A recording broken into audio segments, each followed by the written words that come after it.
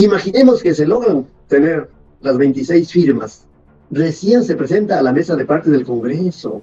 Recién la mesa de partes da cuenta al presidente y el presidente lo deriva al pleno del Congreso. Cuando se trata de moción ya es al pleno del Congreso, constatando que hayan esas 26 firmas como mínimo. Para que haya un primer debate en el pleno del Congreso, debate muy arduo en favor de la moción planteada o en contra de ella, en donde por fin se decida si se admite o no a trámite, para cuya admisión el número legal mínimo es de 52 votos. Como ven, dos pasos diferentes: la escritura de 26 firmas y la admisión de 52 votos. Hubieron estos dos pasos contra Pedro Castillo, no hubo ninguno, porque en lugar de estos dos pasos hubo una farsa. La farsa la iniciaron dos personajes, uno de nombre José William Zapata, especialista en gatillar su arma y matar, y otra, una que se resiente cuando le escuchan que le dicen negrita, Marta Moyano, que no entiende de derecho. Pero estos dos nombres presentaron un proyecto de resolución de vacancia, no de moción, un proyecto de resolución de vacancia. ¡Qué crimen de aberración jurídica! No puede el juez aceptar que le presenten un proyecto de sentencia si es que nunca ha habido una demanda entre un demandante y un demandado, si es que nunca se ha admitido esa demanda, si es que nunca se ha ofrecido la prueba ni se ha actuado la prueba y resulta que sus auxiliares le presentan un proyecto de sentencia de un asunto no iniciado. Lo mismo contra Pedro Castillo. Estos dos personajes citados, que no vale recordarlos, presentaron un proyecto de resolución, es decir, un proyecto de sanción con la firma de los dos. Le voy a dar un dato también anecdótico. Acabo de recibir un mensaje en mi WhatsApp de un conspicuo miembro del ejército peruano del servicio de inteligencia. Y me dice: doctor, no están todavía anunciando el habeas corpus de Pedro Castillo porque quieren esperar lo que usted diga ahora con Wilmer Domínguez en Inti Noticias. Qué bien que esto sea así. Ahora que me escuchan entonces...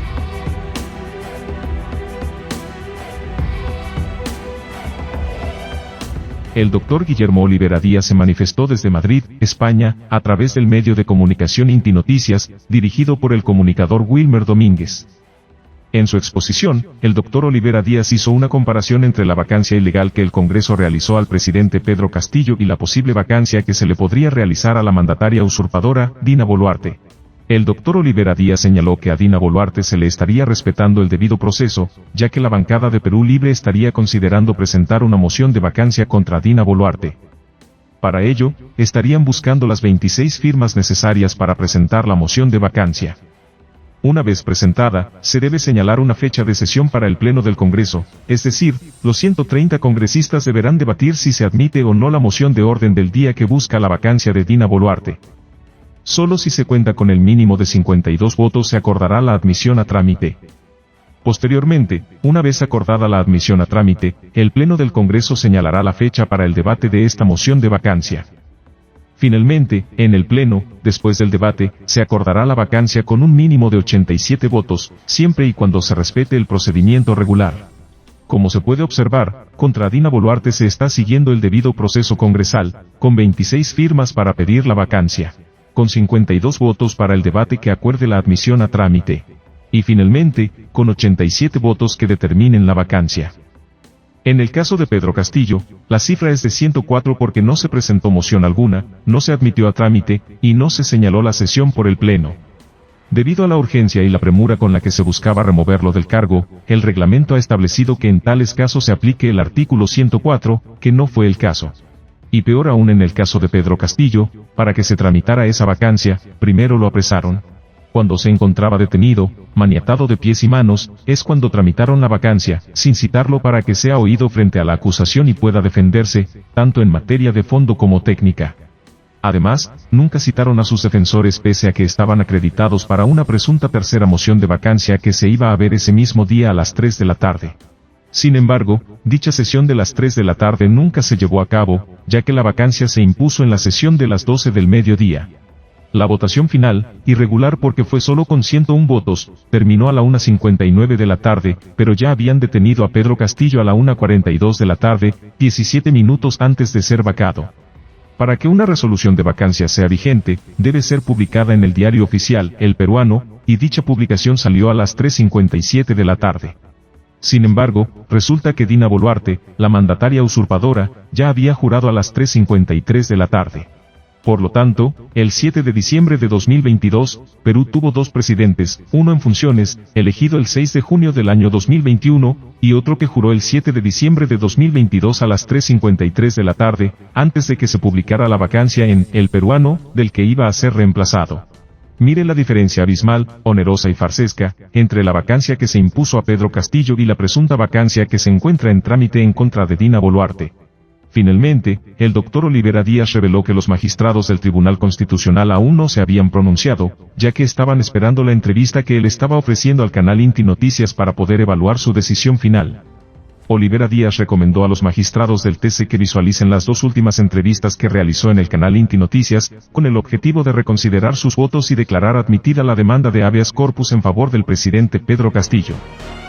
Voy a tratar esa doble vacancia, la que sucedió de mala forma contra don Pedro Castillo el 7 de diciembre del año 2022 y la que puede suceder en contra de Dina Boluarte el año 2024.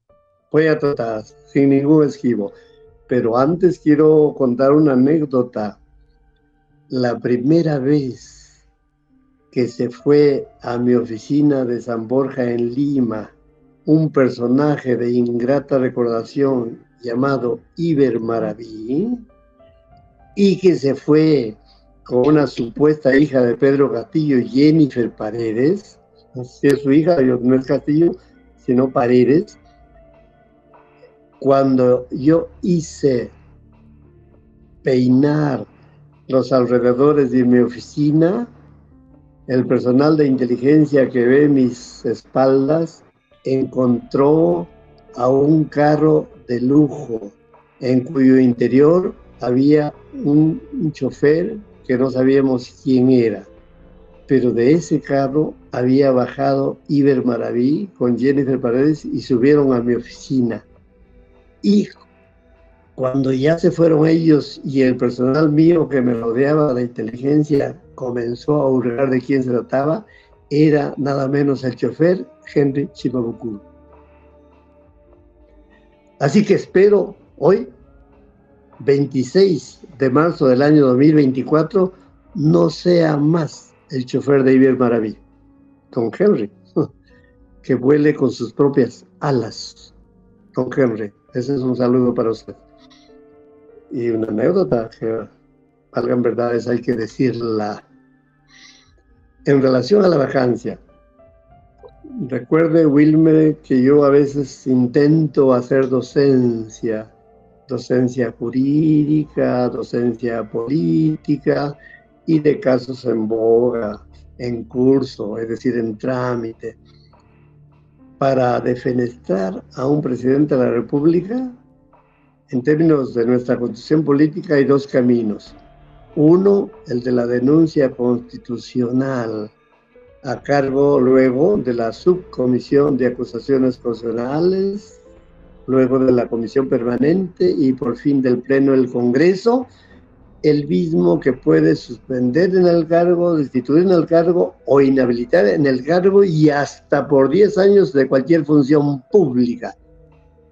De cualquier modo, se echa pues al presidente de la República, aunque sea de mala forma, ¿no? Aunque sea sin procedimiento, como ha sucedido con el caso de Pedro Castillo, es decir, mediante una farsa.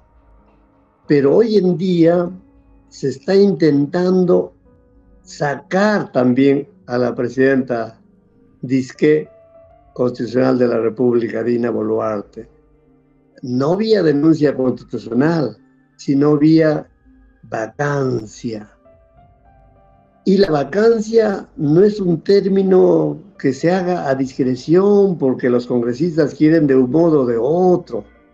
La vacancia no es porque haya alguna ley que se ocupe de esta vacancia. Para la vacancia solo hay dos normas en sentido concreto, muy restricto. Una es la norma constitucional, en particular el artículo 113, inciso 2 de nuestra Carta Magna o Carta Política o Constitución Política. Y la Constitución no rige sola. Por mandato de ella misma hay un reglamento del Congreso. Sin el reglamento del Congreso, los congresistas no podrían operar de ningún modo, porque los congresistas no actúan ad libitum, como les viene en gana, o como les apunta su cieno, sino tienen que actuar tal como el reglamento del Congreso lo prevé, lo establece, lo instituye, lo permite, lo regula. Porque la Constitución dice, el Congreso funciona de acuerdo al reglamento que él mismo apruebe. Lo que les está diciendo, ustedes declaran una vacancia de acuerdo a esta norma reglamentaria, sino a lo que se les antoja. Y bueno, entonces ya entramos en dos temas. El de la vacancia, entre comillas, que se infligió, que se impuso a Pedro Castillo, y la presunta vacancia que vendría contra Dina Boluarte. Pero resulta que contra Dina Boluarte el trámite está siendo diferente, distante del que se hizo contra Pedro Castillo, porque para iniciar un procedimiento regular, legítimo, constitucional de vacancia, tienen que darse los pasos que prevé el reglamento del Congreso. Punto 1, la moción de orden del día, que tiene que ser escrita. No hay moción verbal, no hay moción de palabras, no hay moción de oídas, moción escrita, en donde en el documento se describan los hechos que se imputan, los documentos que acrediten esos hechos y las normas jurídicas que se refieran a estos hechos cuyos documentos pretenden acreditarse. Y resulta que yo estoy en Europa, en Valencia, y yo no lo sé si ya se presentó la moción de orden del día de vacancia, porque para que se presente, lo reitero, tiene que ser escrita y con un mínimo de 26 firmas de congresistas. Al parecer, aún Perú Libre no puede completar el cupo, porque recuerden que ellos, siendo 37, ahora son 12 o 10 o 11 o 9 que se han ido como los caballitos Maire, de uno a uno siendo llevados por el aire, ¿no? Imaginemos que se logran tener las 26 firmas. Recién se presenta a la mesa de partes del Congreso.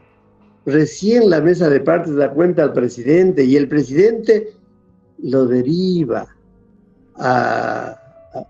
al pleno del Congreso. Cuando se trata de moción, ya es al pleno del Congreso, constatando que hayan esas 26 firmas como mínimo. Para que haya un primer debate en el pleno del Congreso, debate muy arduo en favor de la moción planteada o en contra de ella, en donde por fin se decida si se admite o no a trámite, para cuya admisión el número legal mínimo es de 52 votos.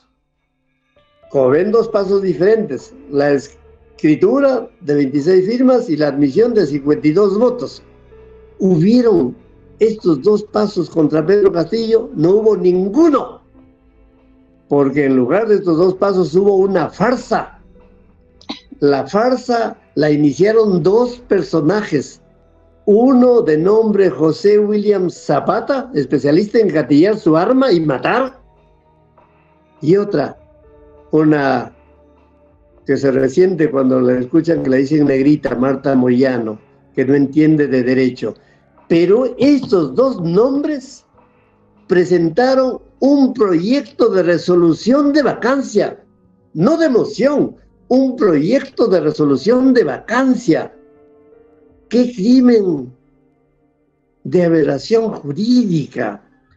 No puede el juez aceptar que le presenten un proyecto de sentencia si es que nunca ha habido una demanda entre un demandante y un demandado, si es que nunca se ha admitido esa demanda si es que nunca se ha ofrecido la prueba ni se ha actuado la prueba y resulta que sus auxiliares le presentan un proyecto de sentencia de un asunto no iniciado? Lo mismo contra Pedro Castillo. Estos dos personajes citados, que no vale recordarlos, presentaron un proyecto de resolución, es decir, un proyecto de sanción con la firma de los dos. O sea, José William Zapata y Marta Moyano, las 26 firmas que se necesitaban para hacer una moción se redujeron a 2 porque su cieno de estas dos personas quisieron reducir. O sea, la Constitución y el reglamento del Congreso se sustituyó por el cieno de este presidente del Congreso del entonces y de esta Marta Moyano, porque los dos firman un proyecto de resolución. Pero presentado este proyecto de resolución el 7 de diciembre del año 2022,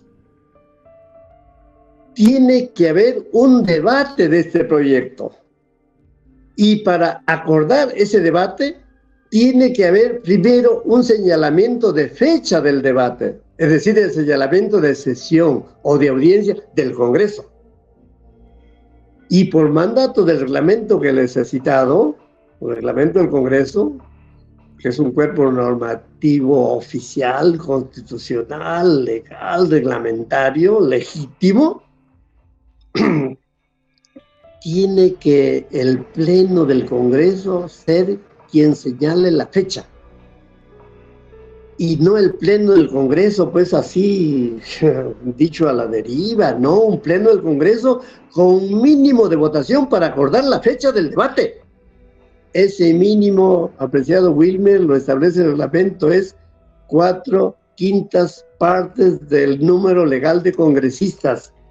El número legal de congresistas es 104 y 4/5 partes es el guarismo de 104 votos. 104 votos como mínimo deben acordar la fecha de la sesión. ¿Ha habido algún acuerdo del Congreso con 104 votos que señalaron la fecha para el 7 de diciembre? Jamás. Lo que hubo fue este proyecto de resolución de vacancia de estos dos personajes, los mismos que señalaron la fecha de sesión, los mismos.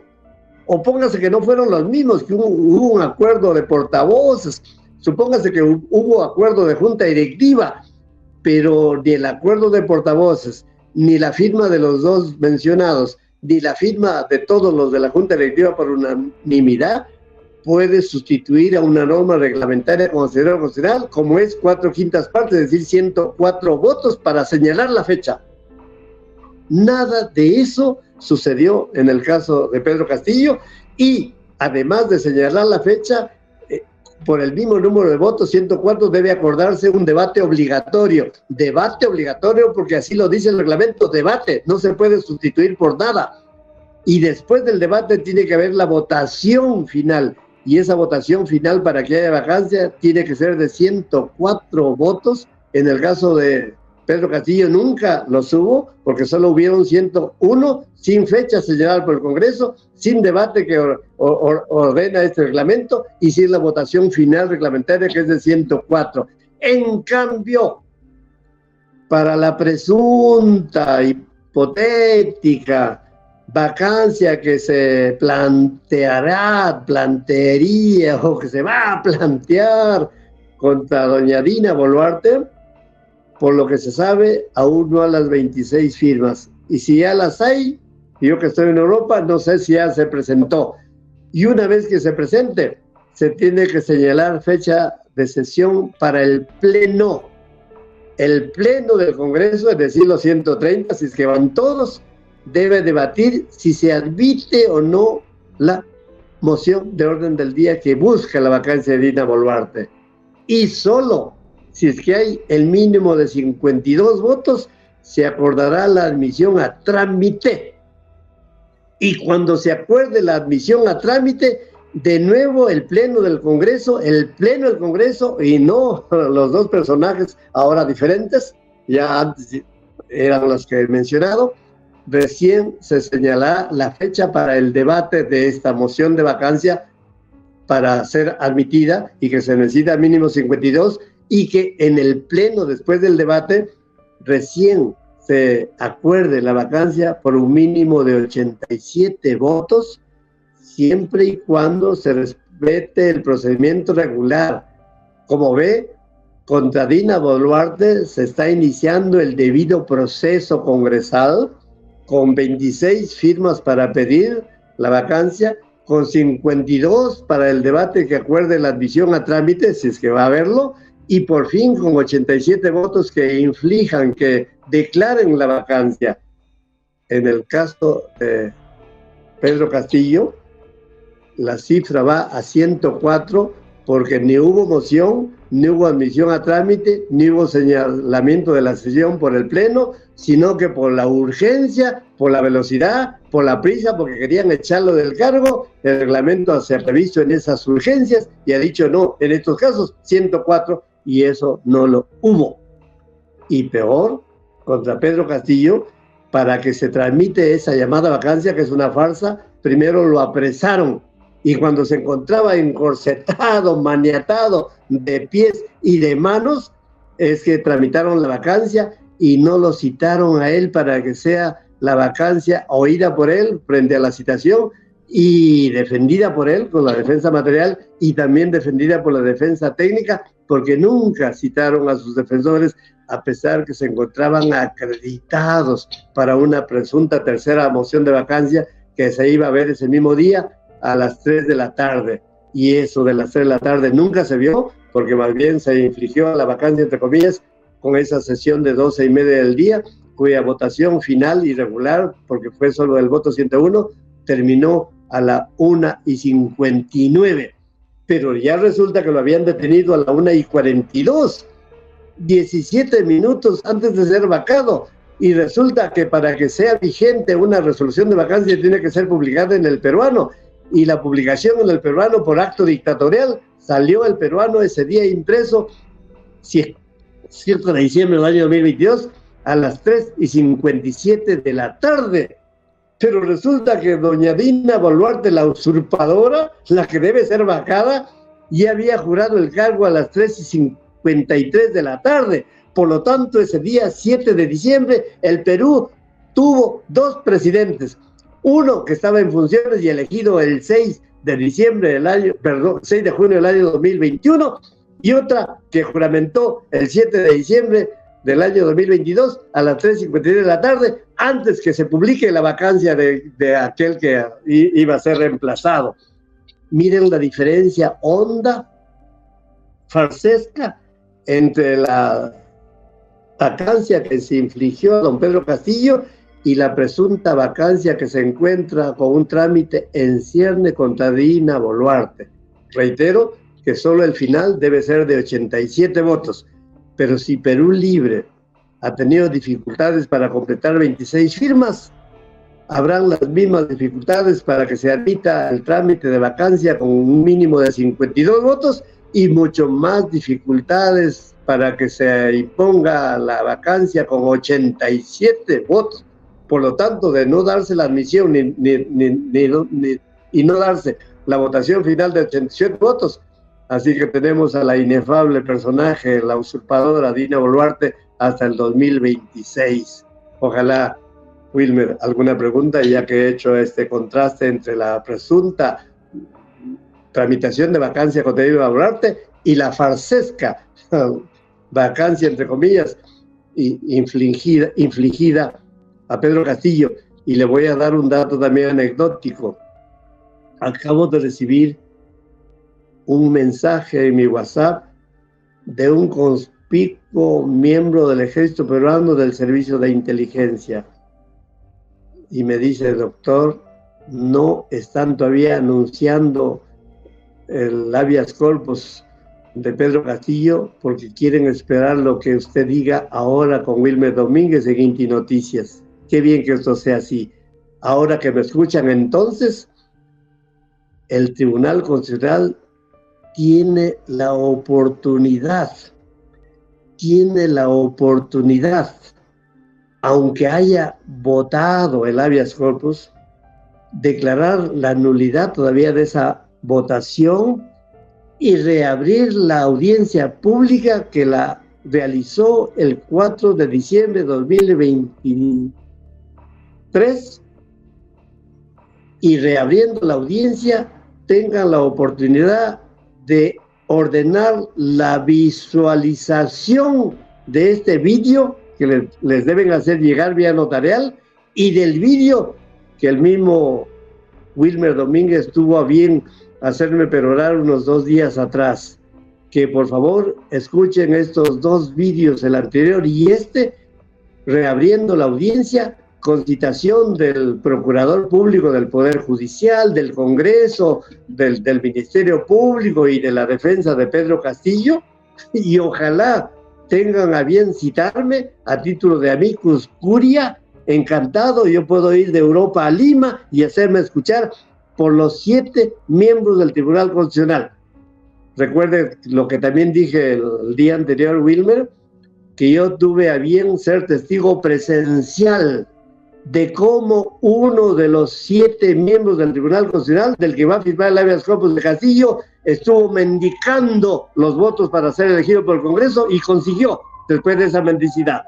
Y yo, además de los personajes de los que usted se asusta, yo también me estuporizo, me estremezco de pies a cabeza cuando no veo que ninguno de los abogados de la sarta de letrados que tiene don Pedro Castillo se ha mordido la lengua, no dice nada respecto de esa tramitación totalmente ambigua.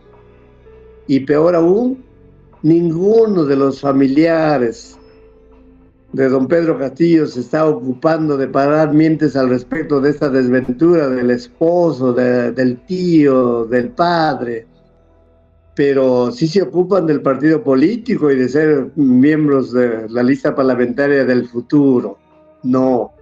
Entonces, justamente para evitar esa dicotomía, esa ausencia de trámite, de procedimiento que se hizo contra Pedro Castillo y la tramitación en debido proceso en favor de Dina Boluarte, a quienes están respetando el fuero de su mandato presidencial, por eso es que el Tribunal Constitucional debe reabrir la audiencia que concluyó, que cerró el 4 de diciembre, reabrirla. La cerraron, pero la reabren para precisamente hacer notar esta doble tramitación, la que se está llevando a cabo en favor de Dina Boluarte y la que se omitió en contra de Pedro Castillo. Gravísimo es pensar que es un error de forma. No, señores, esto no es de forma, esto es de fondo, porque usted no puede imponer una sanción sin ningún trámite. Señor, un juez no puede sentenciar sin que haya una demanda. Un juez no puede dictar un fallo si es que no haya corrido traslado al demandado. Un juez no puede sentenciar si es que no haya abierto un periodo de prueba de lo demandado. Un juez no puede sentenciar si es que no hay nada de esos trámites, ni demanda escrita, ni prueba escrita, y solo aparece sentenciando. Lo mismo hizo el Congreso. Al no haber moción de orden del día que planteaba la vacancia de Pedro Castillo el 7 de diciembre, no se presentó ni la relación de hechos que se le imputa, ni los documentos que pretenden acreditar los hechos, ni qué normas jurídicas son aplicables a algo que no se había planteado. Sin embargo, apareció el proyecto de sentencia, el proyecto de vacancia, el proyecto de resolución final, y ese proyecto de resolución final, sin debate alguno, se votó. Sin debate alguno se votó. Señores congresistas, los 130, avergüéncense ante el Perú, ante sus familias, ante el mundo, porque 130 no hizo uso de la palabra ninguno. Ningún congresista hizo uso de la palabra, ninguno de los de Perú Libre, ninguno de los de la derecha bruta y achorada, ninguno. Y por lo tanto se transgredió la norma reglamentaria que exige que cuando hay estos debates de urgencia debe haber un debate obligatorio y acordado por los 104 votos que dije, pero ese día no habló nadie. Así que el proyecto de resolución de vacancia fue directamente votado, y solo se alcanzó una cifra por debajo del mínimo legal, siendo 104, solo se alcanzó 101. Por eso es que la vacancia jurídicamente no existe un vacado. Y como para vacarlo, se lo detuvo primero con policías con metralletas, a mano armada, desalmados los policías que esgrimían metralletas, y desalmados los que los ordenaron. Los policías no hacen orden propia, los policías actuaron por orden superior, y la orden superior la hemos visto. Partió de una llamada telefónica de la inefable fiscal de la Nación, Patricia Benavides Vargas, que llamó al presidente del Comando Conjunto de las Fuerzas Armadas, Gómez Latorre, quien por coincidencia, por casualidad, ya se encontraba reunido con el comandante general de la Policía Nacional del Perú. Parece que habían dormido juntos, yo no sé si en la misma cama, pero se encontraban juntos, y cuando se encontraban juntos, vino la tercera miembro de la organización criminal, Patricia Benavides, los llamó y les dijo: deténgalo porque ya está saliendo de Palacio. Y el número 1 de las Fuerzas Armadas le dijo: no se preocupe. Y no se preocupe, se cumplió, porque minutos después hemos visto que policías armados con metralletas lo detuvieron, a pesar que esos policías nunca habían visto la flagrancia, a pesar que los policías cuyos nombres no aparecen consignados en ningún documento del proceso. Por eso es que el Tribunal Constitucional, si reabre la audiencia, inclusive puede ordenar, para mejor resolver, que ordene a la Policía Nacional del Perú que consignen los nombres de sus reales captores armados con metralletas que detuvieron a un presidente en funciones. Solo así, reabriendo la audiencia y dictando el fallo que corresponde apegado al derecho, el Tribunal Constitucional se encuentra en la mejor oportunidad de ordenar, de pedir, de solicitar un procesamiento penal de cada uno de estos personajes que encubrieron a los policías captores armados con metralletas.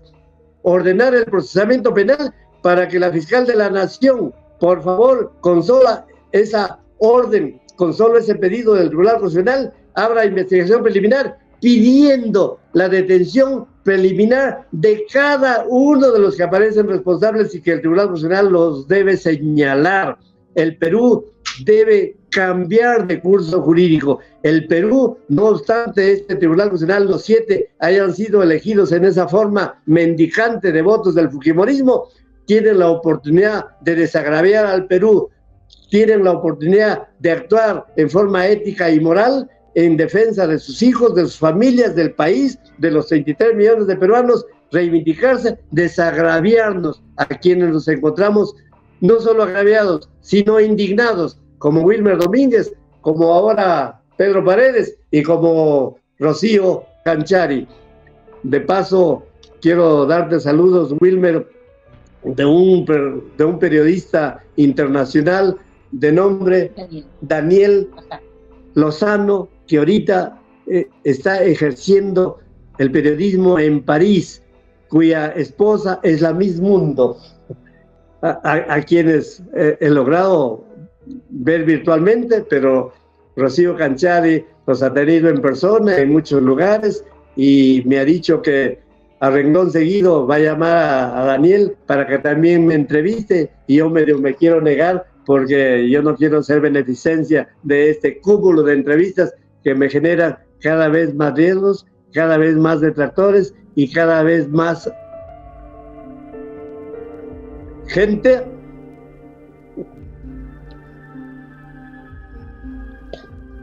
que pretenda vulnerar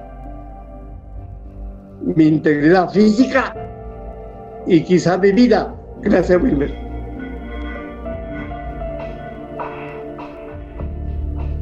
No olvides de darle manito arriba, compartir los videos, suscribirte a mi canal. Saludos y abrazos, tu amigo de siempre, Antonio Moleros.